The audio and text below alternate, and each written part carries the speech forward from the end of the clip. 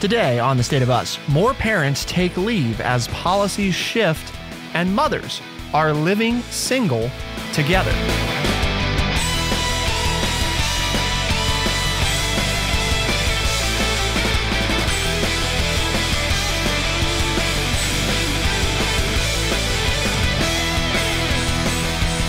Welcome to The State of Us. I'm your host, Justin T. Weller, joined today by the one and only, your friendly redneck liberal and the senior resident historian here at True Chat, Mr. Lance Jackson. Today, we're taking a look at why more parents are taking leave as policies shift, particularly fathers, but mothers as well, and mommunes, or mothers are living single together in what has been dubbed communes for mothers. But it's not just mothers. It could be people outside of that. All of this is part of a bigger trend in what we're discussing, which is sort of how the modern family, or maybe not even family is the right word, but how the modern process of child rearing is changing and being affected in 2023. Man, I liked your opening until that last sentence. What's that? It's not the modern style of child. It's what we've been child rearing this way Here forever. He goes, ladies and gentlemen. Okay, It didn't take long. I was just going to say, before you made that one statement Friendly redneck liberal. I was going to say, I'm looking forward to today's show. I'm happy about today's show because we're focusing on children and parents in some form or fashion taking care of the upbringing of their children. And that makes me feel good to talk about a way that here are adults taking responsibility and giving their children a loving, safe environment in which to grow up. And then you have to say, this is the modern way. No, it's not. It's not new. It's just, I'm glad that people are doing it. Well, because for so long, the family people leave weren't doing it. The prevalence of it, right? That's and again, really what we're discussing. They should be taking advantage of it. Before there was such a thing, I did that. Okay. And again, I know, here he goes again, like you always say, but it wasn't a thing. And I did it when my daughters were born. You know, I did it when they were sick. I stayed home from work and took care of them. Okay. I'm glad we have a law now that allows fathers to do that it's not just looked upon as the mother's duty or one of the partners, that it's co-partner in raising children, you know, but it's also kind of sad in my mind that we had to pass a federal law to make it happen. Both spouses should have been helping to raise children, whether it's mom and dad, dad and dad, mom and mom. That doesn't matter to me. Give the child a loving, nurturing environment. And in both these articles talk about different ways that that's happening, which is good. But it's not modern. So according to the Wall Street Journal, an explosion in the number of workers taking parental leave has occurred in the past 12 months through February. 406,000 workers were absent on average each month due to paid or unpaid parental leave, up 13.5% from 2021, according to the Labor Department. The 478,000 working parents absent in January was the most since records began in 1994. But the main factor appears to be government and employer policies. While the U.S. remains the only advanced economy without nationally mandated paid parental leave, the share of workers with access to leave is growing to 25% in March last year versus 19% in 2019, according to the Labor Department. 7 states plus the District of Columbia now require employers to provide paid leave, up from 4 in 2018, while private employers are also expanding the benefit. 4 more states will require paid parental leave by 2026. Quote, as the state laws have passed, there have been a culture change and more awareness and support for mothers and especially fathers around taking leave, said Jane Waldefogel, a public affairs professor at Columbia University. Well, so then I guess I misspoke. I thought there was a federal law and there isn't. It's state by state, huh? Correct. So I'm sorry for that one. You'd be forgiven because we are the only advanced economy in the world that doesn't. Exactly. I mean, it only makes common sense to me that we would do this, to borrow a phrase from we don't want to take care of kids. Are you kidding? No, right. We're going to talk about the beauty of motherhood and the importance of children, but not do anything to help them out in either aspect. Okay. Shouldn't paid family leave be like a bipartisan You would issue? think that's easy to come to, right? Because you would think most members of Congress have children, right? Or at least nieces and at least nieces and nephews, right? That they want them taken care of, and they're working to make America a better country. Well, but most members of Congress also make a 6-figure salary, and the average American doesn't. So, but that might have something to. I know, but it seems, again, right? The obvious sometimes is the hardest to achieve. So, I guess the bright side is we're going from 6 states to 10 states, or 7 states there to 11 states. Oh, wow, almost 20%. But to your point, it should be obvious that this is something that we will want to do, because, big believer here, young people are the future of our nation. So if you're one of those people who are constantly reading the newspaper or watching TV and you're worried about the future of the United States, if you're not doing something or supporting something that takes care of young people, you're not painting a very bright future for our nation. A greater propensity by fathers to take leave is an important contributor to the increase. The number of men on parental leave tripled to an average of 76,500 in the 6 months ended in February from 5 years earlier, whereas the number of women rose 11% to 336,000 according to census data. More parental leave taking benefits the economy in the impact on families' well-being, said Emily Oster, economics professor at Brown University. These range from near-term outcomes such as infant mortality rates to longer-term measures including child test scores and adult earnings. Quote, in this sense, leave now is an investment in the economic future, said Ms. Oster. I think the fact, Lance, totally agree with that the propensity of fathers having tripled. I mean, obviously 76,000 is still too little given that there were 330, what was it? What did I say? 336,000 mothers, and there were only 76,000 fathers, but that's tripled what it was just not that long ago. So clearly the fact that these laws have come into practice in some states and then some employers have decided just to make this part of what they do regardless of what the law says, has had an impact on the number of fathers that say they're willing to, take advantage of this. Well, it's a slow chipping away of society's views. I'm sure a lot of fathers, even in those states where, that you can do this, are thinking, oh, but if I go, the boss is going to think badly of me. But if the boss walks to them and say, hey, congratulations, I heard you just are a new father, you need to go home and spend time with. See, so it's that work environment. I think we're slowly chipping away. And if you read anything, if you've done any reading of the studies, that bonding time is just as important for the father as it is for the mother. That you create those relationships with your children, or don't create them, in those first few weeks.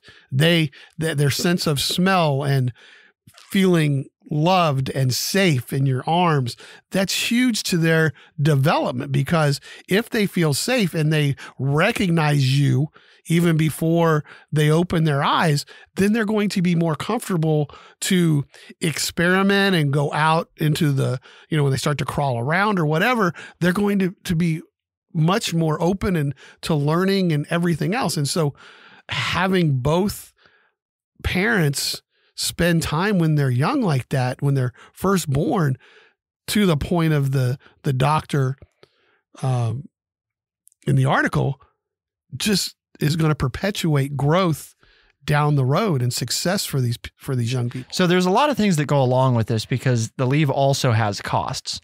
Work that parents on leave are no longer doing must be done by someone else or not at all. That can leave employers and coworkers scrambling to fill the gap. Larger companies with employees in different states can find themselves struggling with the administrative cost of managing a patchwork of leave policies of different jurisdictions, according to the Vice President of Employment Policy at the U.S. Chamber of Commerce. Which is why if it was a federal law, like I said it was, it wouldn't be an issue because then everybody would have to deal with the same set of laws. And as you said in the opening, we're the only major industrial country that doesn't have this. So obviously there are plans out there that other countries, other nations have implemented that we could copy since we're behind the times. So it's not like it can't function and it can't work. Yes, it's problems because we're trying to piecemeal it. We have no leadership to get the job done. So therefore, there are problems. Leave policies are a small but increasingly key way that firms compete, though, for workers. Because, we've talked about, it seems like for the past 3 or 4 years since before the pandemic started, the worker shortage and the issues with companies competing for workers. Well, when you're competing, how do you get workers to take notice? Well, you could pay them more, right? Okay, well, if everybody starts doing that, then you're no longer offering an edge. So what else can you do? Well, you can offer benefits that are better than what the competition offers. This may not sound a lot. About 3% of currently active online job postings explicitly advertise parental leave, but that's a 5-fold increase from before the pandemic. So does 3% sound like a lot? No, it's not a lot that explicitly mention in the job posting. So it's not that there's only 3%, because I'm sure there's more than that, but the ones that call it out as a benefit of the job. Hey, you work for us. This is something you get. Right. We want you to know that this is something. We're not looking at profit sharing or 401ks. We're going to offer, this benefit. So the other thing is obviously the stigma around it is still, many workers still fear that taking leave will hurt their careers. Miss Freeman Lane, 34 years old, declined to take maternity leave with her first 2 children.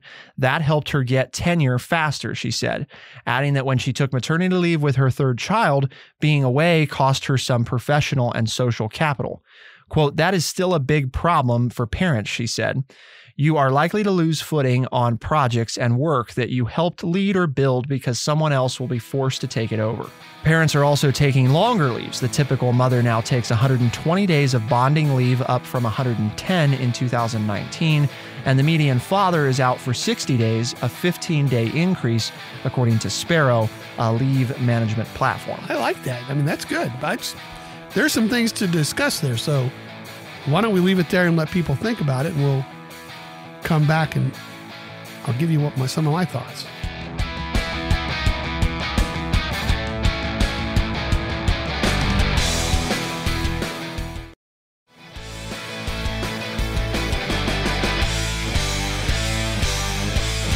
So you've still got some stigma around the notion of family leave. And I don't know if it's not just stigma, because I think part of what they called out there is the reality of it's a nice idea. If you're not there, obviously work goes on, right? Even if your coworkers don't look down on you, right? Somebody else has to do decisions are made. Somebody has to pick up for whatever it was that you were doing, and they might have then an opportunity to prove that they can do a job, and then the next time, But as the owner of the business, I like that because now I have 2 competent people to do something. So it's not all depending on one person. So I would think that would make it a better workplace. And then if I'm coming back, it's like, oh, you mean somebody else can do this now? Not every problem B that crosses the company desk comes to me.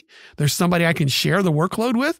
They understand the trials and tribulations of me doing my job, taking the longer time. That's amazing. Okay. I wouldn't have guessed that it was that high to begin with, much less that it has increased. Yeah. We know from all of the other stuff that we've covered that early childhood development, right, is central to how much money we have to spend as children grow up as an economy to prepare the future workforce. Now, that's a very clinical way to look at it, but I also think it's important because, you can talk about it in the isn't it nice kind of way, but when we talk about people deciding whether or not to become parents and also deciding what type of parent they're going to be, not just deciding if you want to be a parent, but what kind of parent do you want to be. I think that if more people knew that that was an option and that might inform a lot of their thinking about whether or not to be a parent at all. Do you realize that parenthood is one of the few things that I can think of off the top of my head where we don't require a license in the United States? We've talked about that, I think, once or twice, which is ironic. I mean, you have to have a license given the level of importance to fly an airplane, with, right? I mean, I have to have a license to coach. I have to have a license to teach. We both have to have a license to drive. You have to get a license to practice law. And all of those things pale in importance to being a parent. It's just like, because what made me think of that is when you said, well, when you plan to have children, I would hope that that's the case in most cases, but I don't really think it is, and it's like, what kind of parent am I going to be? I don't know. 9 months ago, I didn't know I was going to be a parent. Now I just found out, 3 months into the process, I'm going to be a parent now. So now I have 6 months to prepare for it. And where's our learning, our guidance, our teaching? Well, it kind of comes, doesn't it, from the people who reared you? Yeah, I think that it's interesting that we don't. It's probably a larger conversation for something other than today. But as far as paid family leave goes, I don't know. We've had the Committee for Economic Development on before in Washington, D.C., and they're a business interest group that's all about economic activity. And, they're very much big believers in it. Elig Group in New York, and they're an executive search firm. They've been talking about it for years. Fortune 500 employees have been talking about how it's become an important part of their business strategy. But why is it only in 20% of the states then? If all of the studies show that, if nothing else, the bottom line, the economic importance to the nation, that these children do better in school and they become productive members of society when they've had this bonding time with their parents, why then is it not a conversation at the national level to make this happen? If we're going to make America great, to borrow from somebody's phrase that I don't usually quote, why wouldn't this be the lead topic of making paid parental leave a national law?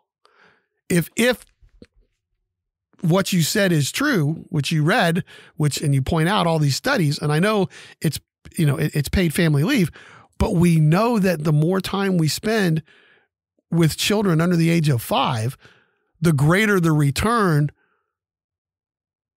of the value of the money that we spend. So why aren't we doing, am I just oblivious to how obvious this is? Or do you agree that, what point am I missing? Why isn't this being done? If you want to help the country grow economically, and we know that we're going to have to spend money on the back end if we don't do it on the front end, and the money we spend on the front end, we're going to get more out of it by spending it on the front end. Why isn't it mandated that we're doing this? The disagreements about what employers should be mandated to do it, mainly, what size employers, and then also how to pay for it, because the employer's response, right, is we understand it's good for the economy long term, but that doesn't change especially if I'm a small employer, that doesn't change the short term impact of what do I do when this person's gone? If I'm a team where there is only one of these people, it's easy to say that. I think some of those businesses would probably even say, I'm not saying that I think it's a bad thing. I'm just saying, what do I do? How do I keep serving my clients if somebody's going to be gone for 3 months? How am I supposed to hold their position when there's a worker shortage? Yeah, it's great for the economy long term. What do I do about my client tomorrow who needs attention? And so the size of the company, I think that's where the disagreement comes in about, can you arbitrarily just say, well, everybody has to do this? Well, that's probably not practical. If you're a business of one, you're mandated to provide paid leave to yourself, probably not. But, is it 20? Is it 50? Is it 300? What should that number be? And the other thing is, a lot of these states right now that are offering it provide some degree of subsidy to the businesses who offer it. And so I think it's the same old, unfortunately it's sad. It's the same old crap of there's minutia in the way that's important stuff. I mean, because it impacts people, but that we're getting caught up, I think, more on the details of it. And instead of saying, well, let's get something in place and try it and then make it better as we go, rather than, well, we can't figure out something that makes everybody perfectly happy, so we're just not going to do anything. So the New York Times released a piece recently, and it caught our attention. Women are joining forces under one roof, using the age-old power of sisterhood to split the household bills and raise their children. All over the world, women are uniting and sharing the load of childcare and household bills through this power of mommunes, which is just a term used to describe when multiple women who typically are single, who have children, join together to live under a single roof and break up the responsibilities of childcare. The living arrangement actually isn't novel, even if it sounds like it. Mothers, particularly those in non-white communities, have been house sharing for centuries. But the pandemic, plus a rising number of white, non-Hispanic, single mother households in the United States, has put a new spotlight on the make your own family structure. I mean, it makes sense. And that's why I got a little bit livid when you called it the modern, because I think this has been going on, as the article points out, in other cultures. It's just the main group in the United States maybe hadn't been doing it. But again, maybe that's the mistake. Again, if you go online and read the article, there are some great pictures showing the loving environment, and also some descriptions of the economic benefits of doing this. And we're big on this show of economically of trying to gain ground. One of the major keys is owning a home, or is owning your own place to live. And this article points out how these women are starting to understand that and say, we can go together and using our salaries to buy a home and build up some equity in a piece of land, and at the same time have support for raising our children. I can't imagine being a single parent and you get the flu, and you've got two little preschoolers that you're responsible for, and and I don't know, all of us at one point or another have had the flu bug and just thrown us for a loop for 24, 48 hours to where you can't even move except, you're struggling just to get to the bathroom in time, and you've got two little kids, two little children to take care of. Besides all the decision making and paying the bills and buying all the groceries and all that. But when you don't feel good, that other person, that other adult there is just like a godsend. So this makes total sense. Don't know, again, kind of like paid parental leave, why we weren't doing it more than other places. And it's also interesting. There's another part of the article, and throwing out a bunch of things here for Justin to talk to us about in the next segment. But there are countries in Europe who are actually building homes to do this kind of thing. Yes.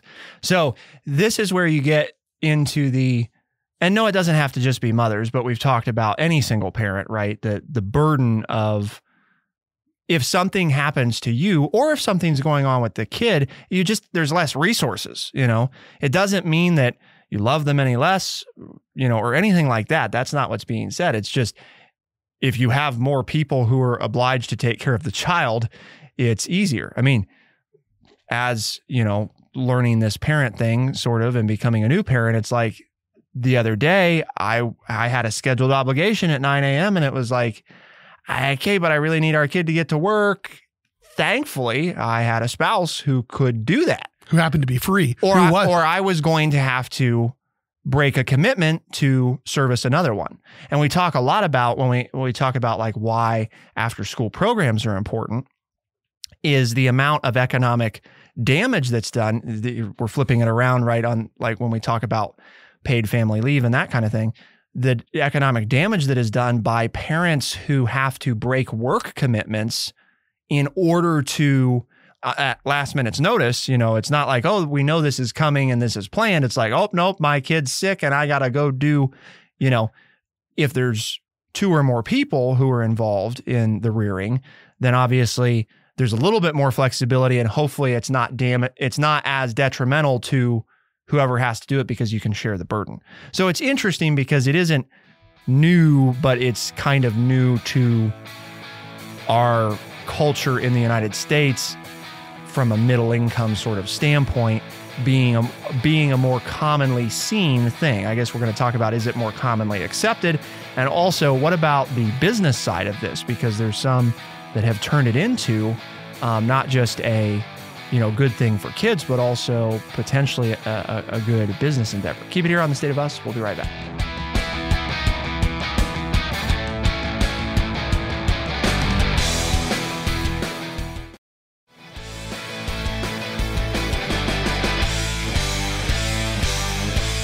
Nearly 80% of single-parent families in the United States, according to the New York Times, are headed by single mothers, according to the U.S. Census Bureau.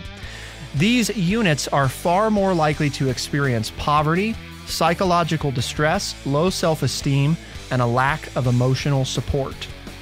We were told, quote, "We were told it takes a village, but it's not always there. And single moms or single parents are especially juggling rising cost of living, reduced childcare options. This is part of the larger trend of parents stretching traditional boundaries of what a family is and taking matters into their own hands to find creative solutions." I was thinking about something when we went to break. What this does, and I guess this is where I kind of thought it was something we had always done, and maybe it's a little bit different, is this maybe puts the role of grandparents back into the old school style of grandparents. And what I mean by that is, when I was growing up, my grandparents were somebody who took us for the weekend or watched us, for a couple of hours or whatever, but I really wasn't ever disciplined on a daily basis by my grandparents. That wasn't their role. That was my mom and dad. But working at the local youth center here for the last couple of years, and my last few years of teaching, 8 years ago, it was amazing the number of teenagers that are being reared by their grandparents. And that's not a grandparent's role typically in society, or not what I think of it. And maybe, Justin, you need to correct me again because I'm old, but the grandparents are not supposed to serve as parents. They're not supposed to be the daily disciplinarians, making sure meals are served, putting the kids to bed. No, they do it occasionally, right? Right. They chip in. Supplemental. Right. But it's not day to day. That's their responsibility, because then it makes them parents, not grandparents. And I don't know what your relationship was, but I mean, I love my grandparents. It was fun. It was exciting to get to see them, yes. or for mom and dad to say, well, grandma and grandpa are coming over to watch you for a couple of hours. It was like, yep. Oh, that's great. Yeah. I love spending time with them. I guess that role has been grayed some. It's like more and more grandparents are being expected to raise the children of their children as parents and not getting to be grandparents. And then that's something then that the young people are missing out on. Well, my grandma's mean. I don't know. She took my phone away from me and she da-da-da. I was like, that's grandma. Well, yeah, but that's who I live with. Oh, so now you're denying young people of that relationship, that special relationship that I grew up with as an adolescent with my grandparents. They were someone that I could go and talk to about things that maybe that I knew I needed to tell mom and dad, but I wasn't sure how to do it. So I could present it to my grandparents first, and then they would advise me, obviously that, yes, you need to tell your mom and dad that, and maybe this would be a good way to do it. And so there were a lot of life lessons that were taught by grandma and grandpa, that mom and dad wanted to teach, but they were so busy taking care of the 3 other children in my family and going to work and paying the bills and making sure the car was working and, you know, getting us to all of our events and everything else, that it was cool to have that, you know, grandparent that you could sit down with a glass of milk and a peanut butter sandwich or a couple cookies and tell them about your day, and they could advise you a little bit and give you that special time that maybe mom and dad didn't have time to give you on a regular basis because they were so busy providing. You know, as I look back now, they didn't have time because they were providing a roof over my head. Yeah. You know, they were putting food on the table. So they were busy. They were doing a great job. And kids maybe are missing that today. And this kind of allows grandparents maybe to still be grandparents. I don't know. Yeah. I think the important thing is when you talk about, and the article points this out, the co-living parents who call themselves like platonic spouses basically have had their ups and downs as well. I mean, just like in any relationship, right? Romantic or otherwise.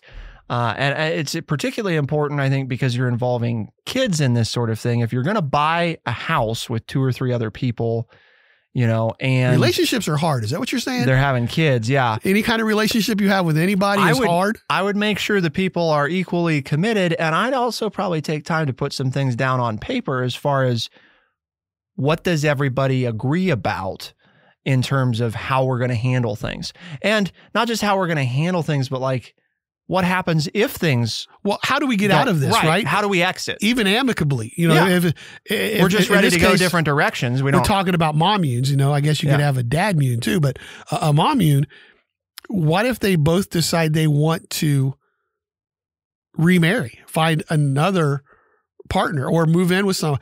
Okay, if you've gone to the trouble of buying a property together, to your point, how do you split even though there's nothing wrong? And to your point, maybe there is something wrong. But if you just want to make the split, obviously one person can't make the mortgage payment by themselves. So do you work all that out ahead of time? The article doesn't address that. And those were some of our economic concerns. Yep. And what happens, it's not necessarily that there's a right or wrong, but it's let's make sure we're on the same page, right?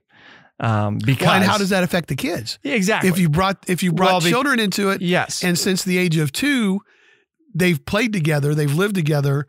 They're also as close to siblings as you can get, right? And now all of a sudden, without the blood relation, but 4 or 5 years down the road, you decide to split because you've each decided to go your different. Well, now how have you harmed the children in doing that as well? Well, and I think that's the other thing we're seeing is that changing trend too, right? From a family structure of, again, it's been going on for many, many, many, many years, but in a more formalized sense, many people still have their own, you know, like biological children, but families holistically like this they're making a family, but the adults aren't in a romantic relationship. They have shared goals. They care about each other, right? They're pooling resources. They're doing many of the things that you would think of a traditional family doing, but they're lacking 1 or 2 of those more traditional components. But the children are in a loving, caring environment. Exactly. Which is what we want children brought up in. I would hope so, right? Those are all positive things, right? I mean, those are all good things. Yep. So are there any other downsides other than that relation, you know, not the relationship, but the money side of it? I mean, I hate to bring up that ugly word when we're talking about children, but you know, when you're talking about how you split, do you really have to have a contract with everybody about everything now? Is that really where we've gotten? It's not so much about it being a formal contract as it is go through the exercise of talking with one another about what you want and what you expect. And if you don't know, be honest about it. You know, I think it has more to do with just behaving, I don't know, like amicable adults in a way of, you know, we don't know what we're doing, but like, here's what's important to me. If we do this, here's what's important to you. Like, even if you don't want to go so far, I guess, as to have a formal piece of paper, you know, it's like, at least take time to have the conversation about. Oh, you're talking about the big C word. Am I? Communication. Communication. That's the key. Is if you communicate with another person, it makes it much easier to then make a decision? Crazy with that how that person? works. Huh. Yeah. Yep. And it's just not in the workplace or in a marriage or anything like that. It's if you communicate, many problems are solved. Yep. Okay. Well, and if you start out with everybody having had a chance to share where they're at, even if you don't agree, because that's the other side of, well, we all have to agree on how it's going to go. Well, not necessarily, but you do need to agree on how you're going to handle it when there isn't an agreement. Or at least you know how the other person feels right. when you're not You're in going agreement. in eyes wide open. Right. It shouldn't be, They're going to be concerned about this, and this because they told me when we reached this point, these were going to be their concerns. And so now you have a better way, a better understanding of how to address them because you know what their angst is or what their anxiety or fear is if you were to leave this situation. So another episode that concludes, Lance, that taking care of kids is very important and that there's a lot of different ways to do it effectively. And that's why I'm excited, right? Because that's it, folks. I mean, gosh darn. That's the goal. Take care of young people. But I'm also someone who has spent, 40 years professionally taking care of young people and the elderly. Don't get me wrong. Some of my favorite memories, like I said, are with my grandparents and the elderly lady who lived next to me when I was little. And I would mow her lawn for free and I would shovel her snow, off her sidewalk for free because my parents taught me, well, that's just what you do. You take care of people as they get older and you take care of your neighbors. Basic premise that I was brought up with that it seems like we're missing some these days. Why did we have this great conversation? Well, because the people we work for, True Chat, they have a mission. And the mission here is to educate people by providing honest, open, and respectful conversations. And hopefully you've enjoyed today's. You share it with family and friends and they like it. They don't have to count on you, but you're fine if that's the way they want to get it. But they can listen themselves on Spotify, Overcast, Stitcher, Apple Podcast, and everywhere podcasts are found. And she's, God bless her, long deceased. But thank you, Miss Pruitt, for all those wonderful cookies that you made me for doing all those chores for you.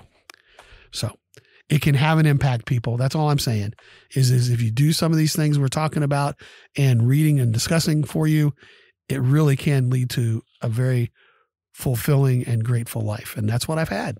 You may never know the profound impact that you have on somebody else. Small acts of kindness. 60 years ago, Yep. she's making, I'm being told to do chores for her without expecting anything. And she walks across the lawn and brings me a plate of cookies and I was in heaven. But it was like, but again, that relationship. And to this day, she's one of the most important people in the front of my mind. If you want to hear new episodes of The State of Us, we release them Tuesdays and Thursdays, first thing in the morning as a podcast. Those same episodes are heard on AM and FM radio stations across the United States and parts of Canada on the weekends. For The State of Us, I'm Justin T. Weller. I'm Lance Jackson. Special thanks to producer Bradley Butch. Thank you all, our audience, for tuning in. We'll see you next time. Be the change.